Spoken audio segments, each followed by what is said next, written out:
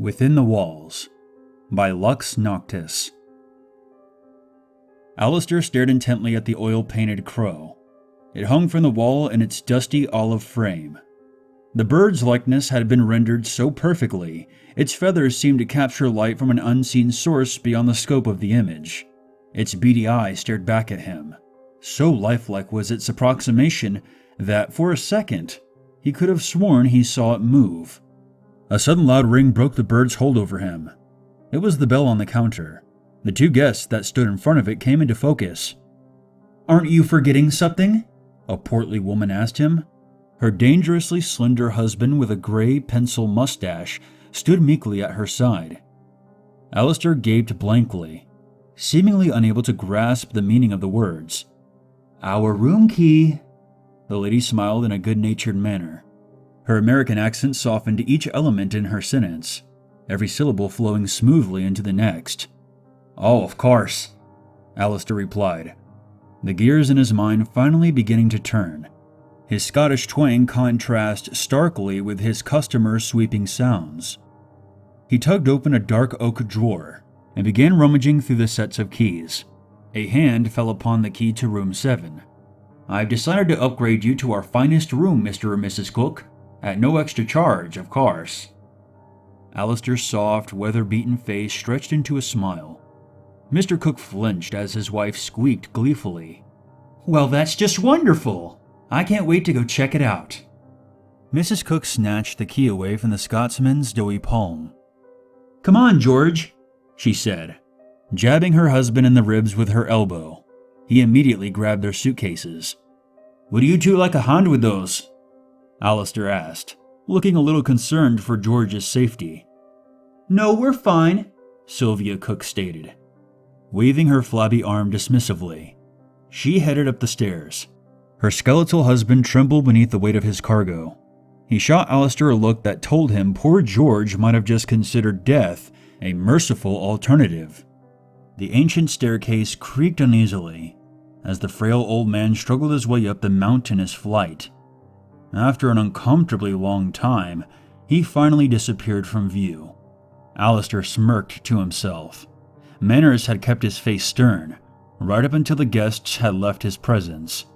The smirk swiftly turned into a frown when he considered the fact that the Cooks were his only guests. Business had been incredibly slow, and it was gradually bleeding him dry. He sighed wearily to himself, glancing around the entrance to his guest house. It was his pride and joy, but it had fallen into a somewhat sorry state. As Alistair mused, his ear picked up a faint melody coming from the room behind him. He stepped through into a shambles of an office. It looked as though it had been frozen in time many years ago. The whole building was seemingly stuck in the past. Battered old guest books, full of the signatures of previous customers, were spread haphazardly on shelving, tables, and floors alike. Gas lighting cast elongated shadows that danced across the walls. As he strode across the ancient floorboards, they strained beneath his weight. The haunting melody grew louder as he approached the sturdy door to the storage closet. He turned the black iron key that was always left in the lock. He inched the door open, and the music became clear as day. Sat atop the pile of long-forgotten coats left by guests who had never returned for them, the music box stood. The headless dancer twirled infinitely, bathed in shadow, moving to her never-ending melody. He ducked low and reached inside, removing the old box as a pang of sorrow struck his heart. The music box had belonged to his wife. He hadn't seen the thing for well over a year. Hadn't heard that music since before the illness took her from him. The box's incessant chime only brought him pain. He snapped it shut and ran a worn-out hand across the gold vines embedded in its ebony surface. A sudden thump startled him, coming from the closet. He poked his head back inside curiously. Nothing. Then, the sound of movement to his left, and the soft crackle of falling debris. It seemed to be coming from inside the wall. Alistair placed his palm on the cold stone and traced his touch along where the noise seemed to originate. Whatever it was seemed to notice his presence then darted furiously away. The room was finally silent once more. The Gentile Scotsman wondered what it could have been. He considered a terrifying notion. Rats. That was the last thing he needed with things going the way they were. He groaned to himself and hoped it would be nothing quite so sinister. His thoughts returned to the box, and how it had gotten to be where it was. And stranger yet, how had it been opened? Even this thought was quickly replaced by a deep emptiness. He slumped in a rickety chair, dropped his head into his hands, and allowed himself to wallow in misery. She was never coming back. Alistair's sleep was restless. He was plagued by memories that made drifting deeper into dreams impossible. Every blink seemed to throw him forward in time, yet he felt like he hadn't switched off for a single moment. His eyes flew open as dust caught in his throat, causing him to cough and sputter uncontrollably. Moonlight, just enough to see by, filtered through his grimy window pane. Its beams highlighted the falling matter. The ceiling above him seemed to groan. A tiny crack formed in the paintwork above his head. As the low creak moved, the crack spread along with it. The gaslight hanging above shuddered, causing the glass to cling noisily. Alistair leapt from his bed, his pale and sagging body jerking into motion. He followed the sounds above, keeping his eyes fixed high. It passed out into the hallway. Momentarily, he considered returning to the relative comfort beneath the covers, shutting his eyes and leaving the mysterious happening unsolved. He could not, though. Before he could willingly make a decision, his hand was on the door's cold brass handle. Something was pulling him forward. An invisible and immeasurable force. He pushed the door open. It whined in protest. His feet touched down on the musty carpet of the second-floor hallway. With each muted step down the darkened corridor, a familiar melody seemed to rise. He passed closed-off and empty rooms, and felt remarkably alone. A dim light flickered ahead of him, creeping through the tiny gap between the door and its frame at the end of the hall. He longed to stop, to turn around and retreat to the safety of his bed. However, with each timid stride, the melody grew louder still, and his power to resist diminished ever further. As he reached the door, Alistair's heart thundered in his chest. Incapable of turning away, he attempted to peek through the opening. He could see nothing. Before he had the chance to think, he found himself pushing his way inside. A flickering candle was the source of light, and before it in the claustrophobic room stood a slender woman, dressed all in white. The face reflected in the bathroom mirror made his blood run cold. It was his wife, eyes closed, the very picture of serenity. The door behind him slammed shut. "Maria?" Alistair spoke softly. Innumerable copies of Maria's silhouette seemed to twist and twirl on the walls around him. The figure did not respond. Alistair's mouth became as dry as old bone. His bare body shivered in the icy cold. Breath turned into frost in the air as he exhaled.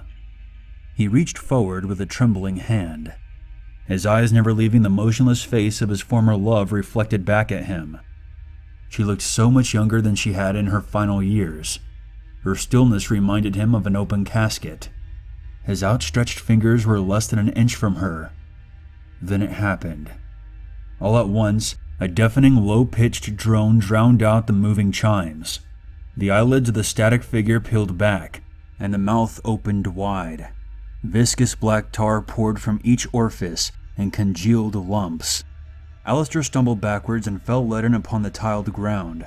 The candle flickered, shifting the whole room momentarily into an impenetrable darkness. The face was upon him then, staring right at his own.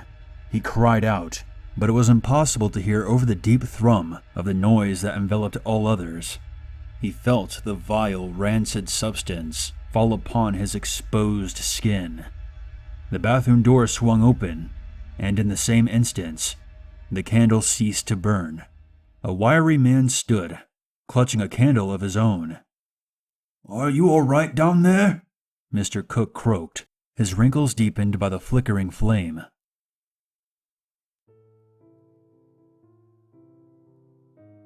When the sun arose, its light was smothered by a thick and heavy fog. Alistair hadn't gotten a wink of sleep since the incident in the bathroom. He talked himself into believing that it was a night terror, some kind of delusion, nothing of substance. Through bleary eyes, he dropped a fresh egg into a hot pan. "You damn near gave me a heart attack last night," George chuckled in good humor. "Prone to sleepwalking?" "Aye, it's not unheard of." "Well, at least I know that now. If I run into you in the halls again tonight, it'll be less of a shock.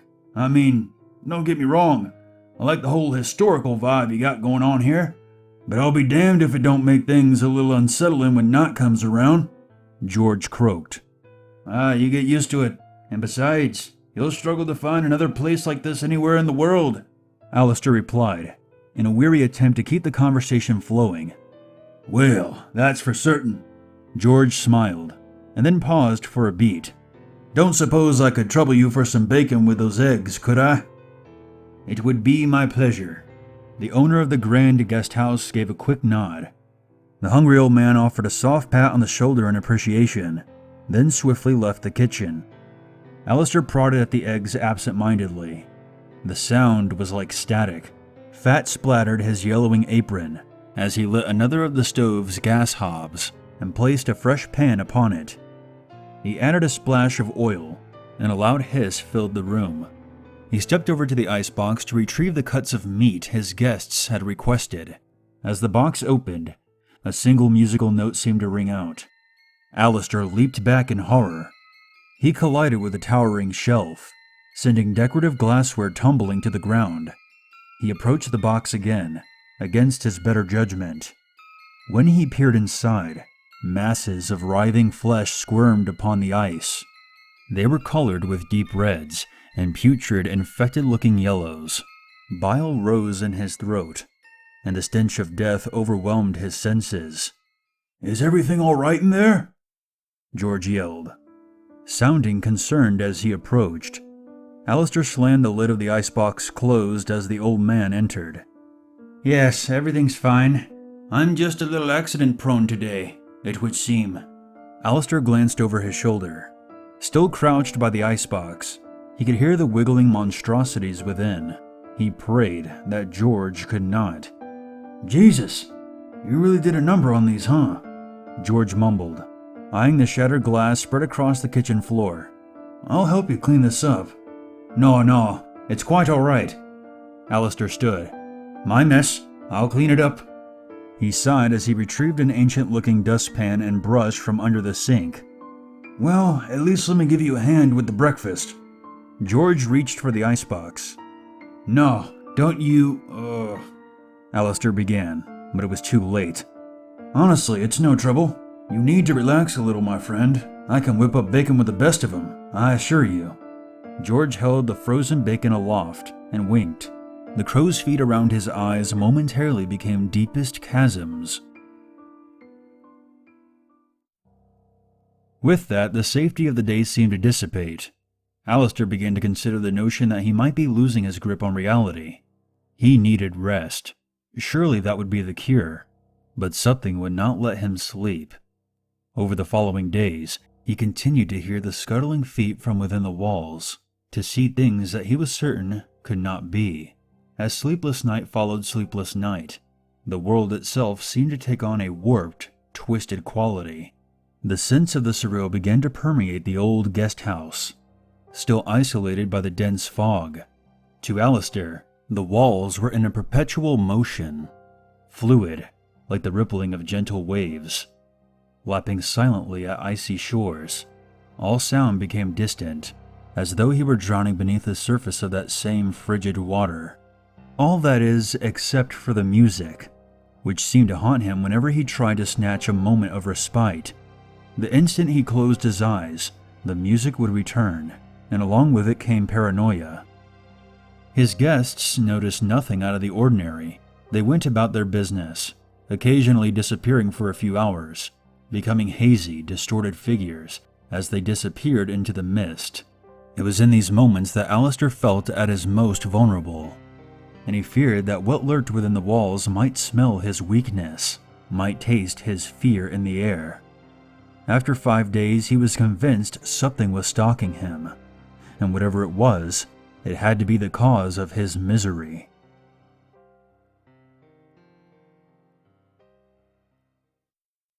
Alistair was alone, and a daze he wiped down the front desk with a dirty rag.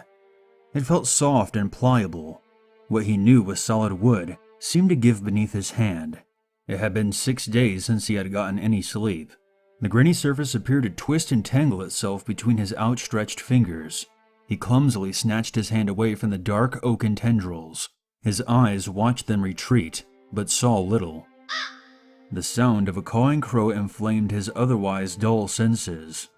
He spun around and stared blearily at his beloved oil painting. The crow's unblinking eye stared back. Alistair struggled to focus, mouth hanging open vacantly.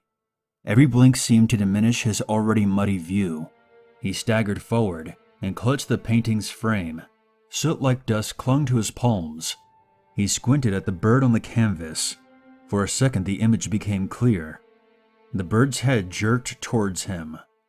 All at once the malicious melody burst into existence again, this time at an ear-shattering volume. And countless shadowy crows flew from the canvas in a torrent of black feathers. Alistair was thrown off his feet. He crashed painfully on his aged hip. The birds dived towards the ground and, instead of colliding with it, seemed to be absorbed by it. They combined, becoming an inky black mass that spread outwards, growing as though organic. From the pool of darkness, the music box arose. The headless dancer twirled, and from beneath her delicate feet, vines began to grow. From them sprouted golden leaves. They clung to every surface, taking root where they could. Alistair leapt to his feet and rushed towards the cupboard under the staircase, where old tools were stored, long since retired from use. He tugged open the door violently and grabbed the closest thing to hand, a grubby sledgehammer. His soft hands gripped the handle with purpose as his eyes fell upon the music box, the trinket his wife had held so dear. Alistair lunged toward it, raising the hammer high above his head. He swung it down with all the force his weary bones could produce. The box shattered, and the room fell silent. The vines had ceased their expansion. The dancer no longer twirled, and the branch in the painting was now without a resident. The sound of labored breathing was all that could be heard, until the telltale scuttling from behind the bricks began anew. "You bastard! Not this time!" Alistair cried out, enraged. He swung the sledgehammer again, aiming for what moved behind the brickwork. Each thunderous blow left a fresh hole in the stone of the old guest house. Each one seemed to be a fraction too late to stop the unseen creature. He chased the sound up the stairs and to the second-floor hallway. As he tore through the building, the doors of the rooms around him receded, disappeared as if they were never there, until only one remained, the door to room 7. He could hear the thing moving somewhere in the space beyond it. The hallway as he had known it was gone. It had morphed into a sterile white box-like room. He rattled the handle aggressively, but the door would not budge. "I've got you now, you little fuck!" he bellowed, sending stringy saliva spilling down his chin. Wheezing, he began to swing his hammer at the entrance to room 7. The repeated strikes made his palms numb, but he refused to stop. Finally, a split appeared in the wood. Then, with another strike, the door began to splinter. Alistair cast the hammer aside and furiously hurled himself at the barricade that stood in his way. It gave in, and he tumbled through, landing face down on the moist, pulsating ground. As Alistair raised himself from the floor, foul-smelling mucus-like fluid clung to every part of him. The 4 walls that surrounded him were made of a familiar sickly flesh, with bloody crimsons and fatty yellows. Light gradually disappeared, as the disgusting tissue expanded over the opening through which he had fallen, plunging him into darkness. For a few agonizing seconds, all was quiet, then an ear-splitting shriek as countless candles sprung to life. What appeared in the glow of the flickering flames was a distorted and broken thing. It wept loudly at the room's center. Shrill cries of anguish and torment. Countless clear tubes sprouted from its back, and through them flowed glutinous biological liquid. The monster's mouth was covered, wrapped in skin that formed a hose. The hose hung down loosely, and then ran up into the blackness above. Its eyes leaked an obsidian fluid, and yet it looked disturbingly human. It clutched the fragments of the broken music box. Alistair fell to his knees. Tears he could not understand broke free, echoing the unimaginable sorrow that overwhelmed him. "I'm sorry," he whispered to the grotesque being in front of him. He sobbed uncontrollably. "Forgive me," he pleaded, with hands clasped tightly together.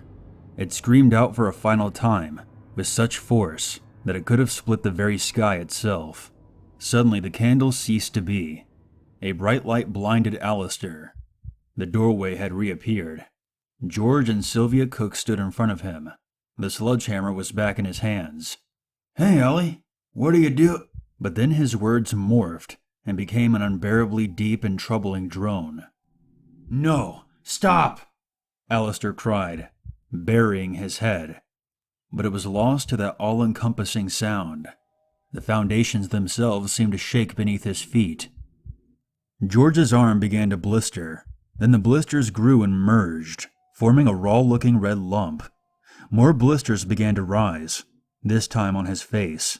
They, too, grew to grotesque proportions, until he barely looked human at all. The strange phenomenon then spread to his wife. "You're a part of this! You both are a part of this!" The aging Scotsman yelled against the unstoppable noise. Tears still fell. He squeezed down hard on the hammer's handle and leapt towards the mutated creatures. Alistair ran through the dense fog, near sightless. "I have to hide. I have to hide. I need to be where it can't find me. I can never go back there. Never again." He wheezed to himself as he forced one flabby leg in front of the other, in spite of his heart that threatened to burst. The guest house he once knew was far behind him, and all was silent, aside from his own shuddering breaths. A large form emerged from the void ahead of him. A farmhouse. He dashed up to the front door and slammed a gelatinous fist against it. "Hello? Is anyone in there?" he asked, breathless. No answer. He ran for the window, but it was shattered. Behind it there was no furniture, and no sign of life. Just an old house, left in ruins. "I can't hide here. It has walls. Walls with spaces behind them. Spaces for it to be. Spaces where it can get me," he rambled, still panting. Then he set off slowly behind the house to continue his search. It was then that his sights fell upon a well that lay to the house's rear. That is perfect. It has walls with no spaces. Nowhere for it to be." Alistair smiled widely to himself in jubilation. He sprinted over to the well with something close to a spring in his step. It had a bucket with a rope, and a crank to lower it down. It was impeccable. Elated, he wound the crane, lowering the bucket down into the deep well that would be his sanctuary. It settled in the shallow water at the bottom of the shaft. Alistair lifted himself onto the stone circle, muttering to himself the whole time. "I'll hide here until it stops looking. When it leaves, I'll be free. I can never go back to the house. Never go back there again. It knows there. It knows every inch of the place." He took a firm hold of the rope, and with aching arms, he slowly lowered himself down. He reached the well's base with a faint splash. The freezing water came up to his knees. He gulped in great lumps of air and breathed a heavy sigh of relief. "It can't get me down here. I'm safe." He chuckled to himself, beaming. "Down here I can sleep." He lowered his soft body into the freezing water and leaned his head up against the damp stones behind him. "Yeah, down here I can finally sleep," he mumbled, looking up at the hazy sky from his place below the ground. The silhouette of the rope swayed lazily to and fro, and then, with a soft click, It dropped. He watched it fall, felt the weight of the rope as it coiled up on top of him, becoming heavier as it absorbed the water. He grabbed a hold of it and held it aloft above his face, eyeing it carefully. Then he laughed. He laughed harder and longer than he had ever laughed before, reveling in the joy he felt, in the hilarity of the moment. The rope had fallen, and he could not care less. Alistair settled back down, still chuckling maniacally to himself. He got comfortable and finally closed his eyes. The moment was serene. It was silent perfection, the purest bliss. In a flash, his eyes flew open again. His pupils grew large in the low light as a familiar melody began to play.